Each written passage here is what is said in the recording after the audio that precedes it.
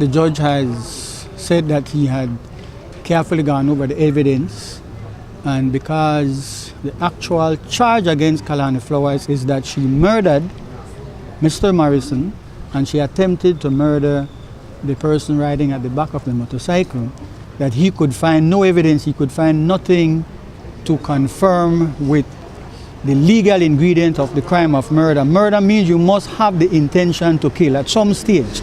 Could be a long time you decide to kill, it could be right at the spur of the moment. He could find nothing at all in the evidence that it was Kalani Flowers who actually formed that intention and executed it. Now, because I'm involved in the trial, I wanted to say to you that we argued a host of other defense submissions, of which principally because the prosecution, you know, this is a sensational trial, because the prosecution was harping very strongly on a witness who was saying that the vehicle Kalani Flowers was driving picked up high speed, was coming very fast, and I'm quoting, was coming very fast, that then the prosecution felt satisfied that that must be murder, that you want to knock down a person, and if you want to knock down somebody which is doing an unlawful harm, then you're responsible for the consequence of what transpires. You might want to stab somebody and you end up to kill them. Well, you can't stab somebody in the throat and the heart and think that, well, I never really want to kill them.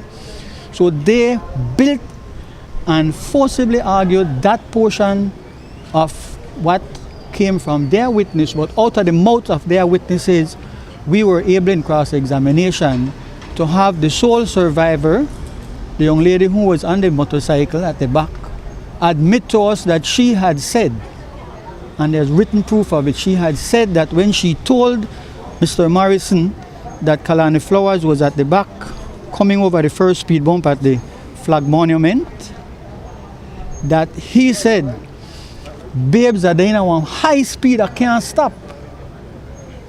And then, as I will show you right now, the evidence is that the police who went to the scene of the crime in August and made a chart of what they found, and we argued this strenuously. This is the first speed bump. This is the second speed bump, which is no longer there. You will see the police found the motorcycle by the sidewalk 8 feet away from the speed bump. Mr. Morrison was flung from his motorcycle that he was driving 31 feet away from where the motorcycle was found lying down. The young lady who survived, and we praise God for that, was flung, and a witness who saw her, she was flung in the air 77 feet away from where the motorcycle was. Now that is where the motorcycle is when it's landed and stopped.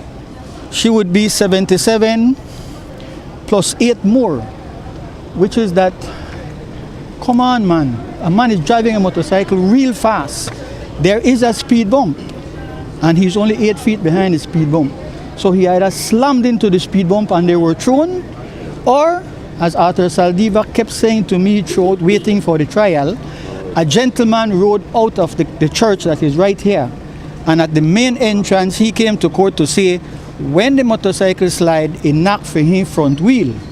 Arthur is convinced that that motorcycle probably jumped the speed bump because it was a seasoned driver, and slammed into that man's front wheel, which would explain how come that young lady would have flown in the air, not roll, not drop and roll, and gone up in the sky for 77 feet.